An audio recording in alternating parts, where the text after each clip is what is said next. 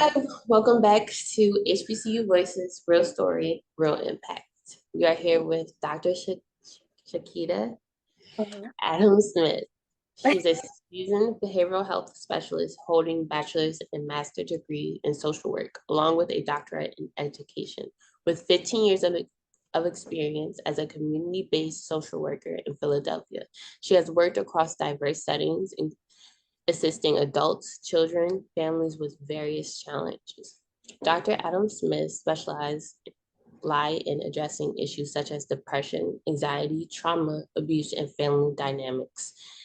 As a dedicated behavioral health therapist, she provides a compassionate ear and a realistic perspective to tackle a wide range of problems, whether they pertain to parenting, relationships, family dynamics, or personal struggles like fear, anxiety, anger, or stress. Drawing from her extensive experience, Dr. Adam Smith incorporates diverse setting of therapeutic approaches, including I don't want to say this word wrong. Cognitive. Can you say that for me, please? Cognitive. Cognitive. Okay. Behavior therapy, reality therapy, structural family therapy, and trauma informed methods. Welcome, Dr. Shaquita Adams-Smith. Thank you for having me. Hello. So let's start to start the interview. Let's start with the first question. What advice would you give someone considering attending an HBCU? Do it. Don't think about it. Just do it. I mean, it was one of the best experiences of my life, to be honest with you. What HBCU did you went to so people can know? Mhm. So I attended Lincoln University for 2 years, and then I transferred to Delaware State University. Um, how can I put this? Lincoln helped link me to some of my best friends that I still have now, that I still talk to, that I still get on their nerves. Um, I still see them. And then Delaware State brought me my husband. You're like the second person who said they met their husband at HBCU. What role has an HBCU played in shaping your cultural identity? Oh, everything. Um, Walking into HBCU and then seeing people who look exactly like me, come from different backgrounds, and just being able to connect with them, and then walking into classrooms and seeing professors again that look like me, that had unique names like me, and hear our stories, come from us. It was just, oh, how can I say this? Eye opening, especially my first, I should say, African American experience course. Having that professor kind of like break down our history. I already knew about our history, but to really hear about it and to want to learn more, it just kind of made me go, wow, our history is so rich, and it kind of gets watered down. When you're younger, you don't really get to know everything. So to see how rich our culture was, and to see, yeah, somebody like me telling me about our culture, it just made me want more. Yeah, especially the watered down part. I go to like a mostly white high school. It's Mhm. definitely watered down. They only talk about certain things in high school. Exactly. What initially drew you to choose an HBCU? You want the real answer? It's a silly answer, but I'll tell you. I used to watch the TV show, and Dr. Heathcliff Huxtable was always talking about HBCUs and Hillman and all that good stuff. And then the character Vanessa, she went to Lincoln University, and I was like, for a home of dadness, I was like, I'm gonna go to Lincoln University. I want to know what this is about. And then my aunt, she had went to Lincoln, so to me it was like, well, it's on TV. My aunt went. I'm gonna go. Bill Cosby always talking about HBCUs on his TV show. Why not? So that's what made me go. That's the truth. People have said, again, you're not like the only person who said that by watching TV shows like Different World, it inspired them to go to an HBCU. Can you describe the moment you knew at HBCU was the right fit for you? Okay, again, you want the real answer? So I'm gonna give you the real answer. I only applied to one school. Only applied to I only applied to one school, and that was Lincoln University. And I got the acceptance letter on my birthday. Oh wow. I was like, oh, it's a sign. I'm going.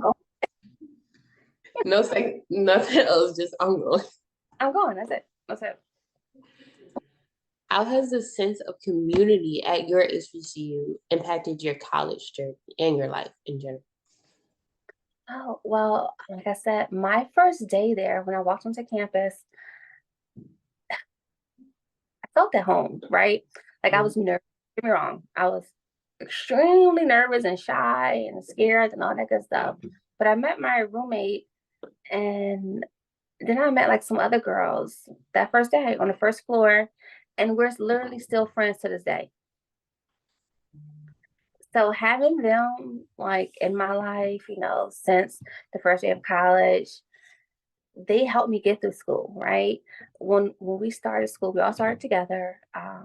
Unfortunately, a lot of us transferred Lincoln, and normally like people like their friendship breaks up, but we were able to stay friends. Like I was able to still connect with them throughout the years because even though a lot of us left Lincoln, we still went to another HBCU. And we still talk about how like Lincoln was the core of our friendship and how grateful we are that we went to Lincoln and how it taught us so many different things. And that is a regret though we have the ones that did. That's why like darn it, we should have stayed. We should have graduated together at LU. Why did we leave? But we had to go, we had to experience something else. But that is like a one regret I do have. That I'm like, darn it, I should have just stayed and did all 4 years at LU. Mm. But Can you share a memorable experience that emphasized the spirit of your HBCU? yeah, homecoming. Seeing everybody like come together, number one, and seeing like the alumni come back, right? Mm. And seeing how happy they were to see their former university, to see their home, right? To see their friends, to see their former professors, and to kind of like, hey, this is what I'm doing, this is what's up, da da da. It kind of like, oh wow, this is like a community. Mm. And knowing that people, even though they left that place, they still considered it home. That was still their home. And they would bring back their spouses, their kids, and they would tell them, like, hey, this is what shaped me. And at the time, I really didn't get it. I mean, I got it, but I didn't get it.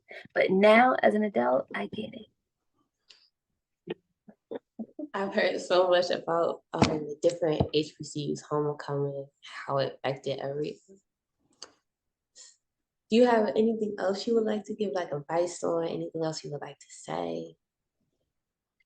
No, just go for it. Like, if you really want to go to HBCU, I really would recommend it.